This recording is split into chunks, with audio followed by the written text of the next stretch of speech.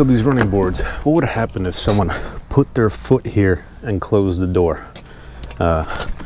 Let's find out. Hi, and welcome to iQAaCar, the show where I test the build quality of automobiles. My name is Berger. Behind me is a 2019 F250 Super Duty. Let's check out the build quality. So what makes this car special is that this is the Black Widow edition. What is the Black Widow edition, you might ask? It's not one that is made by Ford itself. The dealership partnered with a local aftermarket business and they added a whole bunch of cool little features. It's a 6-inch lift, 20-inch black wheels and tires, fender flares, power step boards, SCA window sticker, Black Widow exterior badging, painted interior trim, front windows tinted, Black Widow logo headrest, Black Widow gauges, amber front fender lights. So this car's sticker price was $111,000 and change. The first thing I want people to notice is just how tall this car is.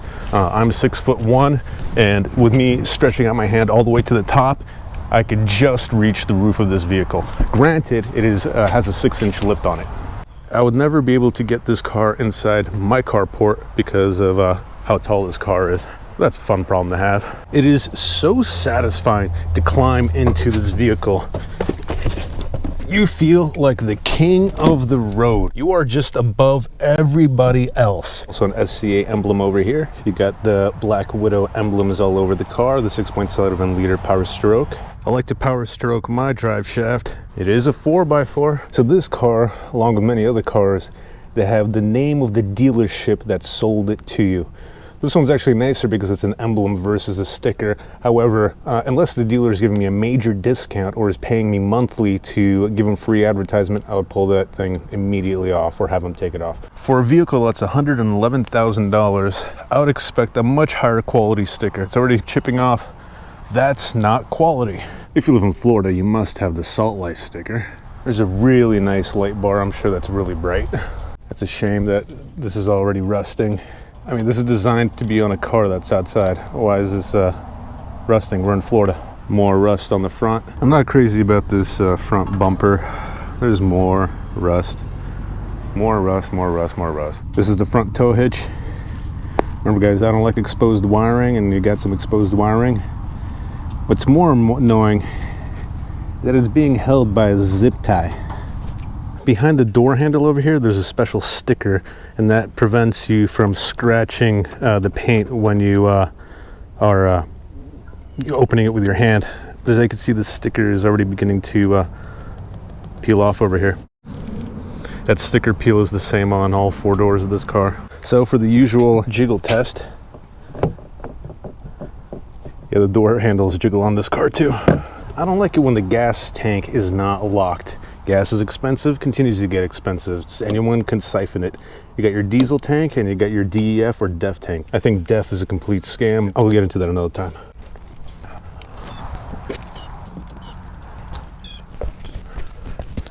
So I just finished walking around the car with the digital caliper, where I just was looking for various panel gap inconsistencies. I'm actually surprised the panel gaps there's nothing that was worth pointing out. If you're looking really carefully, the amber lights on the roof of the car don't curve with the roof of the car. Little gaps over here and over here behind them on all the lights. I noticed on American cars it's been really popular to put the satellite radio antenna leaned off to one side or the other side of the car.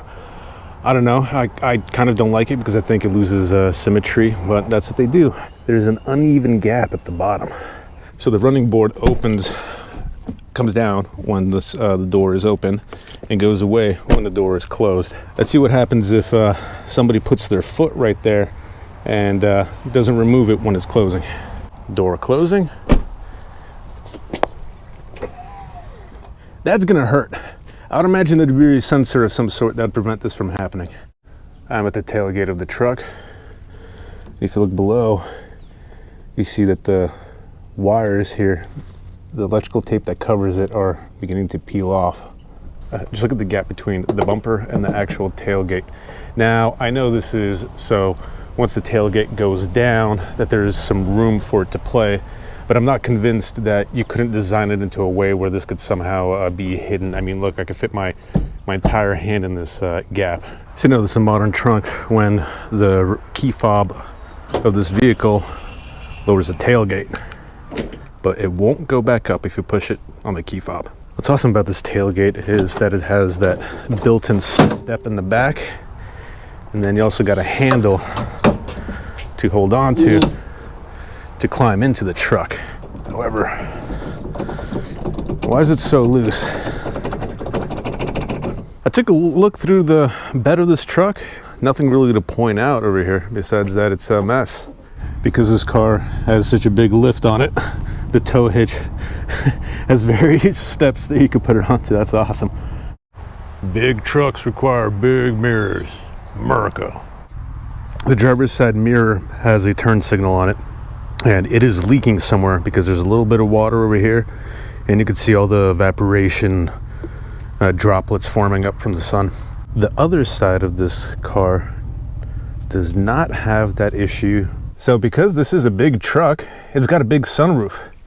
However, I never realized that this sunroof is essentially like a rollout pool cover. So this is the top of the sunroof. The sunroof is so huge, it's got two panels where this is pretty flush, but the other side is not. This car definitely has a lift. I love American trucks, but one of my critique is how much stuff they leave exposed when you look on the inside of the wheel well. I mean, you can see some wiring harnesses over here. I mean, I guess that's acceptable because that's for the brakes and stuff, but like, look at that. You can just see that's not tidy. I mean, it's almost there. It's almost covered just a little bit more, and you could have hidden all those wires, but they chose not to, which is a complete shame on the driver's side. And again, just look how much wires is exposed in the underside of the truck. And again, look at all that exposed wiring. But these are the rear tire well. And look, you can just see giant pieces of metal exposed that hold the bed of the truck. Another square one. Some more wiring just popping out. More wiring down there. I mean, if this is a Japanese car, this would be absolutely unacceptable. But it's still a really cool car, man. This has a full-size spare. That's nice. As you all know, I love checking for a stitching pattern because some cars, they just don't care about stitching patterns, and other ones are pretty good. And I must say, this is excellent. And it's the same like this on all four seats. So good, very good. Just looking at the stitching on the steering wheel right now just to see if there's any major imperfections that are worth calling out, and no, it's pretty good. Oh, I guess there are little spiders behind the RPM and the miles per hour gauge. They're just really, really dark, so it's kind of hard to see. I love to review the infotainment systems of cars just because I'm usually able to find some bugs that the manufacturer was able to overlook. However, this is a third-party screen. It's not from the factory, thus I'm not going to spend time reviewing it. That's the microphone right there that's clipped in for voice control. Normally the microphones are kind of hidden. In this one, it actually looks like similar to the lavalier mic, which I'm currently wearing. This car has 6 auxiliary ports. That's awesome. So far, the cheapest feeling thing that I found on this car has got to be this sunglass holder. It just seems very thin and flimsy. But everything else is pretty good on the dashboard. Everything else is just solid. I hear the glove compartments. Oh, the bottom one is pretty big. The top one, I'm actually surprised. That one is much smaller than usual, especially on a big truck like this. On the Super Duty, I want a super glove compartment, but whatever, can't have everything. The center armrest storage is huge. You can fit a lot of stuff in there. It's also very deep. It's like a little treasure chest. So this is the cup holder in the car. And because we're in America, hey, 2 drinks is not enough for the driver and the front passenger. And you just slide this over and we could have 2 drinks each, so the total of 4. Now, if you thought having 4 cup holders in the front was ridiculous, there's 2 in the back and 2 more. The back seat has a cigarette charger port, AC plug, and 2 USB ports. I'm currently looking under the seat, so the air conditioning is completely off and there's some kind of noise that's being emitted from there.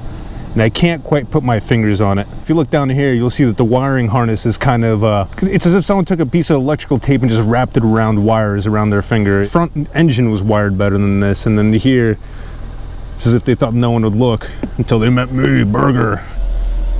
The windows go down all the way on this car, which is awesome. This button back here opens up the rear window.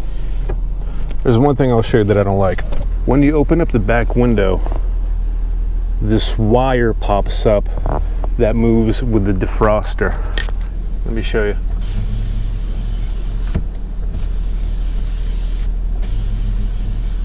Once the window is closed, you can't see it, but it's just, I don't know, that's not quality in my opinion. The legroom in here is pretty impressive. This seat in the front is back, pretty far back, and me as an individual that's 6'1", I'm still comfortable back here. I just noticed something when climbing out of the truck, and this is where the passenger side seatbelt is, and here is a little piece of plastic that goes to the bottom of the car, and it is just loosey-goosey, and there you can see the metal cable that the seatbelt is connected to, but yeah. So this is the driver's side seatbelt. Remember how the passenger side, this one just came out? Well, this one is solid, it's not going anywhere. Here's the engine bay of this car. I must say, I'm actually impressed. It is very, very clean in here, in the sense of like the wiring and just organization and how everything is being run. I always compare things to the Cadillac that I reviewed, where everything was just a complete hot mess. And here the insulation is clean around the various hoses and pipes, whereas in the Cadillac it was just as if it was a complete afterthought. So remember how I said this car is absolutely tall? So in order for me to look inside the engine bay, I have to step on some buckets. So I'm currently checking the distance on how far away I could unlock and lock the car. And this is all the way by the front of my driveway. And I'm still able to lock and unlock it.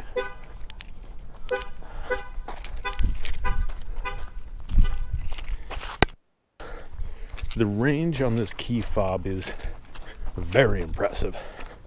I mean, considering all the imperfections I found today, I'm not gonna lie, I still love this truck, and if it was mine, that'd be sweet. Well, thank you guys for watching another episode of iQAaCar. I'm Burger. Hope you guys enjoyed learning a bunch of useless information.